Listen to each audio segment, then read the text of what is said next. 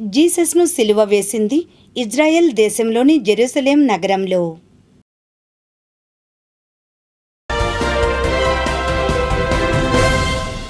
ఇప్పుడు దుగ్గిరాల సమాచారాన్ని వీక్షిద్దాం.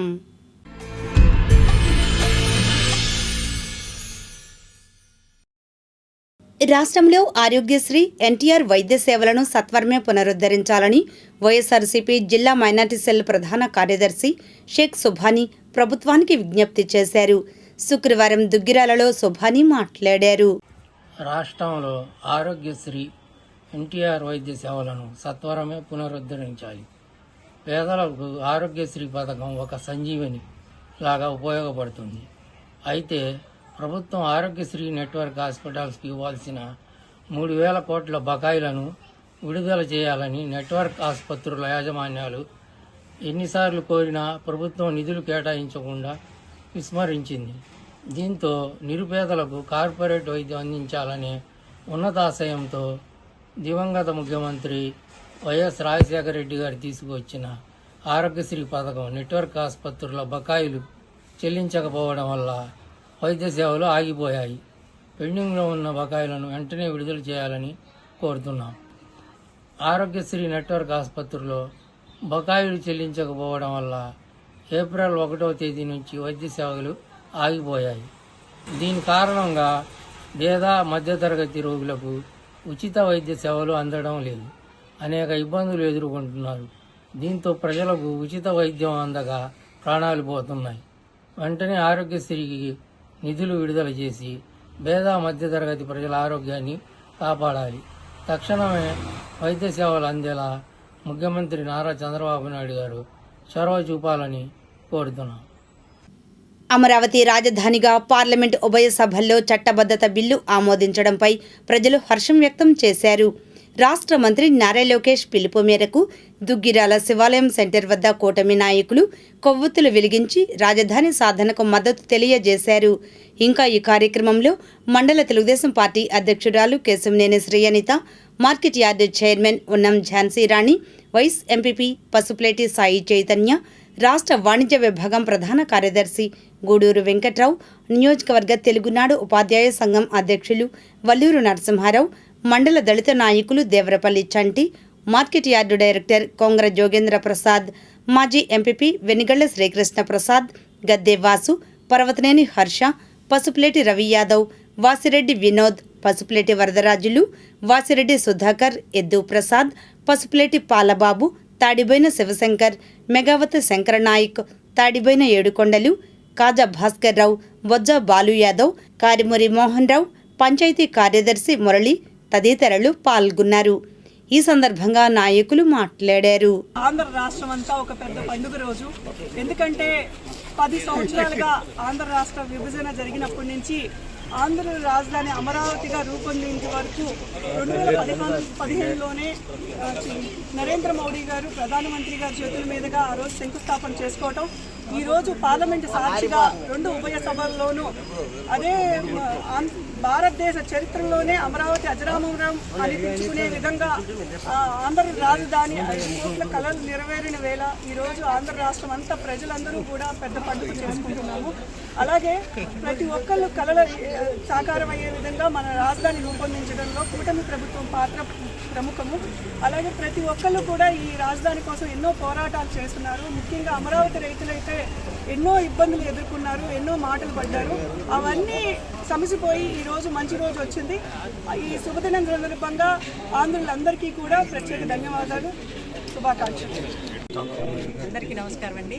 ఈరోజు మన ఆంధ్రప్రదేశ్ ఒక రాజధాని నిర్మించుకోవడంలో ముఖ్య పాత్ర వహించిన మన నరేంద్ర మోడీ గారికి, అమిత్ షా గారికి, పవన్ కళ్యాణ్ గారికి, అలాగే చంద్రబాబు నాయుడు గారికి, మన కూటమి ప్రభుత్వానికి ప్రత్యేకంగా మా దుగ్గిరాల గ్రామ ప్రజలందరి తరఫున ప్రత్యేకమైన కృతజ్ఞతలు తెలియజేసుకుంటాం. అందరికీ నమస్కారం అండి. ఈరోజు ఆంధ్రప్రదేశ్ మహా పెద్ద పండుగ అండి. మనం గత 5 సంవత్సరాలుగా ప్రభుత్వం మనం రాజధాని లేని రాష్ట్రం పరిపాలన చేసింది. అటువంటి పరిస్థితులు ప్రజలందరికీ మంచి వేడుకగా చేయడానికి చంద్రబాబు నాయుడు గారు, అలాగే మోదీ గారు, పవన్ కళ్యాణ్ గారు, లోకేష్ గారు కృషి చేసి ప్రజలందరికీ రాజధాని అనేది ఏర్పడాలని అమరావతిని కానుకగా ఇచ్చారు. ఎన్డీఏ ప్రభుత్వం దాన్ని ఎన్నుకున్నందుకు ప్రజలందరికీ ఎన్డీఏ కూటమి ప్రభుత్వం అమరావతి రాజధానిగా ఇచ్చి కానుకొని ప్రజలందరికీ మంచి జరగాలని కోరుకుంటూ ఈ సందర్భంగా ప్రజలందరికీ కూడా శుభాకాంక్షలు తెలుపుకుంటున్నాము. అలాగే రాజధానికి వచ్చినటువంటి ఎన్డీఏ ప్రభుత్వానికి ధన్యవాదాలు తెలుపుతున్నాము. ఈరోజు ఆంధ్రప్రదేశ్ చరిత్రలో ఎంతో శుభదినం. ఎందుకంటే మనం 2014లో రాష్ట్రం విడిపోయి ఒక ప్రభుత్వం, తెలుగుదేశం ప్రభుత్వం ఏర్పడిన తర్వాత అందరి అనుమతితో, అందరి ఆలోచనతో శాసనసభ సాక్షిగా అమరావతిని రాజధానిగా ఆ రోజు ప్రకటించడం జరిగింది. ఆ రోజు ఉన్న ప్రతిపక్షం కూడా ఆ రోజు ఇక్కడే అమరావతి ఉండాలని చెప్పి ఆ రోజు నిర్ణయం తీసుకుంది. తర్వాత ఆ ప్రభుత్వం వచ్చిన తర్వాత ఎంత తప్పుడు పని చేసిందో మనం అందరం గమనించాం. చూసి 3 రాజధానులనే ఒక కుట్రపూరితంగా ఆ రోజు అసెంబ్లీలో చేసి అమరావతి రైతుల ఆవేదనని మీరు చూశారు. ఆ రోజు 29 గ్రామాలు, 34,000 ఎకరాలు ఒక చంద్రబాబు నాయుడు గారి మాటతో ల్యాండ్ పూలింగ్ లో అంత ల్యాండ్ ఇచ్చి ఆ విధంగా 3 రాజధానులు అంటే ఆ రోజు పరిస్థితి ఎంత దారుణంగా ఉందో మనందరం చూశాం. వారు 1631 రోజు పోరాటం చేసి ఎన్నో తన్నులు తిని ఎన్నో వాళ్ళు వాడిన భాష మనందరం చూశాం. ఇంత కష్టంతో, ఇంత కష్టాలతో పడి ఇప్పటికీ ఈ రాష్ట్రానికి అమరావతి చట్టపరంగా రాజధాని అవటం అనేది ఎంతో శుభపరిణామం. దీని వెనక కష్టపడిన నాయకులు, కష్టపడ్డ అమరావతి ప్రాంత రైతులు, మన రాష్ట్రం అంతా కూడా అమరావతికే సపోర్ట్ చేసింది అనడంలో ఎటువంటి సందేహం లేదు. ఆ రోజు వాళ్ళు చేస్తున్న ర్యాలీలు కానీ, వాళ్ళు చేస్తున్న దేవాలయానికి వెళ్లే సంఘటనలు కానీ ఎన్ని ఇబ్బందులు పెట్టారో మనం అందరూ చూసాం. ఏదేమైనప్పటికీ అమిత్ షా గారు ఆ బిల్లు ప్రవేశపెట్టడం, మన నరేంద్ర మోడీ గారి సహకారంతో, ఏదైనా మన నారా చంద్రబాబు నాయుడు గారు, అదే పనిగా పవన్ కళ్యాణ్ గారు, లోకేష్ గారు అందరూ సహకారంతో ఈ బిల్లు ప్రవేశపెట్టడం, ఈ రోజు చట్టం చేయడం అనేది ఎంతో మంచి పరిణామం. మన రాష్ట్రానికి ఆ దరిద్రం వదిలిపోయింది. 3 రాజధానులు. ఈ రోజు కూడా అందరికీ నమస్కారం. ఈరోజు ఎంతో శుభదినం. ఈరోజు రాష్ట్రానికి పట్టిన గ్రహణం వీడింది. ఈరోజు రాజధాని ఏకైక రాజధాని మన అమరావతి అని పార్లమెంటులో, లోక్సభలో, రాజ్యసభలో ఈరోజు చట్టం చేయడం జరిగింది. ఆ ప్రకారంగా రేపు రాష్ట్రపతి గారికి ఈ బిల్లు వెళ్తుంది. తర్వాత దాన్ని గజెట్ నోటిఫికేషన్ ఇస్తారు. తద్వారా మనకు ఏకైక రాజధాని, ఆంధ్రప్రదేశ్కి ఏకైక రాజధాని అమరావతి అనేది మనకి తేలిపోతుంది రేపు. అలాగే ఈ రాజధాని రైతులకు ఈ సందర్భంగా కృతజ్ఞతలు తెలియపరచాలి. 1632 రోజుల పాటు వాళ్ళు ఎన్నో బాధలు అనుభవించారు, ఎన్నో పోరాటాలు చేశారు, ఎన్నో మాటలు పడ్డారు. కనీసం మనం చెప్పుకోవడానికి వీలు లేని భాషలో వారిని అవమానించారు, దెబ్బలు తిన్నారు వాళ్ళు. అటువంటి రైతులు ఈరోజు వాళ్ళ యొక్క పోరాటం ఫలించి ఈరోజు రాజధానిగా అమరావతిని శాశ్వత రాజధానిగా ఈరోజు పార్లమెంటు చట్టం చేయటం ఎంతో శుభ పరిణామం. అలాగే ఈ రాజధాని చట్టబద్ధతకు సహకరించిన అందరికీ నమస్కారం. ఈరోజు కూటమి ప్రభుత్వ ఆధ్వర్యంలో గత 1617 రోజుల పాటు అమరావతి మహిళల ఆవేదనకి, అమరావతి రైతుల ఆవేదనకి మరొక పరిష్కారం లభించింది. కూటమి ప్రభుత్వ ఆధ్వర్యంలో చంద్రబాబు నాయుడు గారి నాయకత్వంలో, మన పవన్ కళ్యాణ్ గారి నాయకత్వంలో, వీళ్ళ నాయకత్వంలో అసెంబ్లీలో తీర్మానం ప్రవేశపెట్టి ఆ తీర్మానాన్ని లోక్సభలోను మరియు రాజ్యసభలోను ఈరోజు చట్టం రూపొందించడం శుభపరిమాణం. అదేవిధంగా ఇన్ని రోజులు ఉన్నటువంటి అశేష దుఃఖసాగరం నుండి, లేదా వారి యొక్క ఆలోచనల నుండి ఒక పరిష్కారం ఇచ్చి మోడీ గారి ఆధ్వర్యంలో, నారా చంద్రబాబు నాయుడు గారి నేతృత్వంలో, పవన్ కళ్యాణ్ గారి సారథ్యంలో ఆంధ్రప్రదేశ్ యొక్క ఏకైక రాజధాని అమరావతి అనే గెజిట్టు మరియు చట్టబద్దత కల్పించినటువంటి కూటమి నాయకులందరికీ ధన్యవాదాలు తెలుపుకుంటూ, ఏ మహిళ అయితే రైతు కన్నీరు పెడితే రాజ్యం ఎట్లా బాగుపడదో, మహిళ కన్నీరు పెడితే ఆ కుటుంబం బాగుపడదు, ఆ రాష్ట్రం బాగుపడదు అనేటువంటి ఆలోచన నుంచి మరలా ఈ రోజు అమరావతి రైతుల ముఖంలో సంతోషం, ఆంధ్ర యువజనంలో సంతోషం, ఆంధ్ర విద్యార్థుల్లో సంతోషం, ఆంధ్ర యువకుల్లో సంతోషం, ఆంధ్ర రైతుల్లో సంతోషం, ఆంధ్ర వ్యాపారుల సంతోషం, ఆంధ్రప్రదేశ్ రాష్ట్ర అభివృద్ధికి మరోసారి నాంది పలుకుతూ నారా చంద్రబాబు నాయుడు గారు మరింత కాలం ఆరోగ్యంతో జీవించి నారా లోకేష్ గారి సారథ్యంలో, పవన్ కళ్యాణ్ గారి ఆధ్వర్యంలో ఈ రాష్ట్రానికి అభివృద్ధి సాధించాలని, అమరావతి అజరామరం గెలుతూ దేవతల రాజధాని అమరావతి ఈ రోజు ఆంధ్ర రాజధాని అమరావతిని మరొకసారి ఉద్ఘాటించినటువంటి శ్రీ నరేంద్ర మోడీ గారికి, మరి అమిత్ షా గారికి దుగ్గిరాల మండల తెలుగుదేశం పార్టీ తరఫున మరియు దుగ్గిరాల గ్రామ తెలుగుదేశం పార్టీ తరఫున కృతజ్ఞతలు తెలుపుకుంటూ ఈ అవకాశాన్ని కల్పించినటువంటి చంద్రబాబు నాయుడు గారికి రుణపడి ఉండి భవిష్యత్తులో కూడా ఇదే తెలుగుదేశం పార్టీ కూటమిని తెచ్చుకుని రాష్ట్ర అభివృద్ధికి, రాష్ట్ర సంక్షేమానికి పాటుపడాలని ఆశిస్తూ ఈ అవకాశం ఇచ్చడం అందరికీ కూడా ధన్యవాదాలు మరియు ఆంధ్రప్రదేశ్ ప్రజలకు కృతజ్ఞతలు.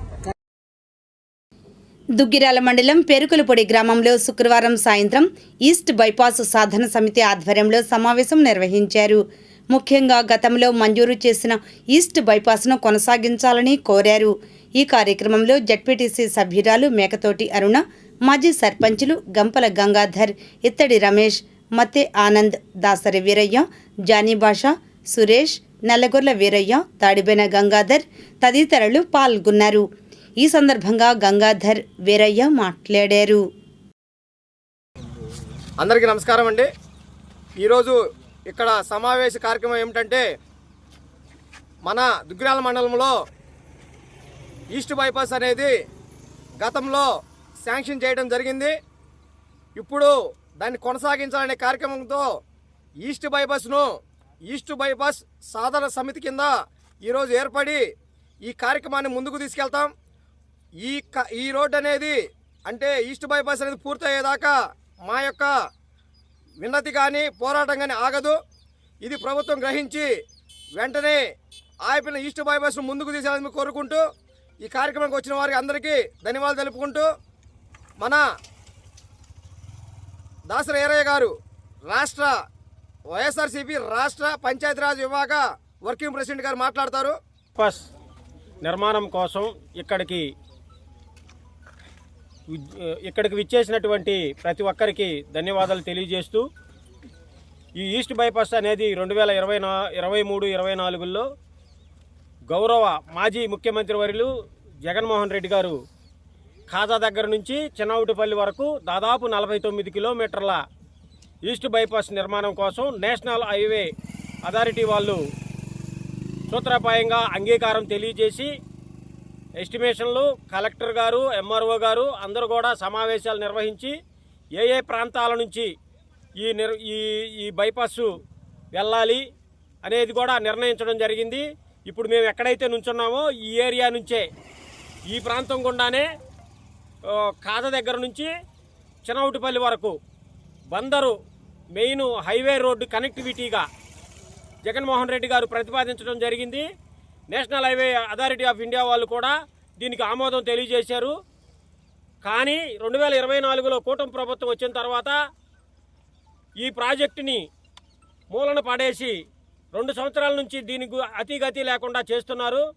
గౌరవ స్థానిక శాసనసభ్యులు నారా లోకేష్ గారు ఈ మంగళగిరి నియోజకవర్గంలో దాదాపు 15 కిలోమీటర్లు వివిధ ప్రాంతాలు చిలువూరు, కంటవరాజుకొండూరు, మోరంపూడి, తుమ్మపూడి, పేరకలపూడి, చుక్కపల్లివారిపాలెం ఇలాగా ఈ గ్రామాల మీదుగా కృష్ణానది అవతలకి వెళుతుంది ఈ ఈస్ట్ బైపాస్. దాదాపు 4600 కోట్లుతో వచ్చే ఈ రోడ్డుని జగన్మోహన్ రెడ్డి గారికి పేరు వస్తుందనే ఉద్దేశంతో ఈ రోడ్డుని ముందుకు తీసుకెళ్ళకోకుండా ఇచ్చేస్తున్నారు. ఈ రోడ్డు వచ్చినట్లయితే ఆసియాలోనే పెద్ద మార్కెట్ అయినటువంటి పసుపు మార్కెట్ యార్డు ట్రాన్స్పోర్ట్ చాలా ఉపయోగకరంగా ఉంటుంది. అలాగే పోర్ట్ కనెక్టివిటీ రోడ్డు అవటం వల్ల చాలా అభివృద్ధి ఈ ఏరియాలో కోల్డ్ స్టోరేజ్లు అలాగే కొన్ని లాజిస్టిక్స్ పరంగా కూడా ఈ ఏరియా అంతా కూడా అభివృద్ధి చెంది చాలామందికి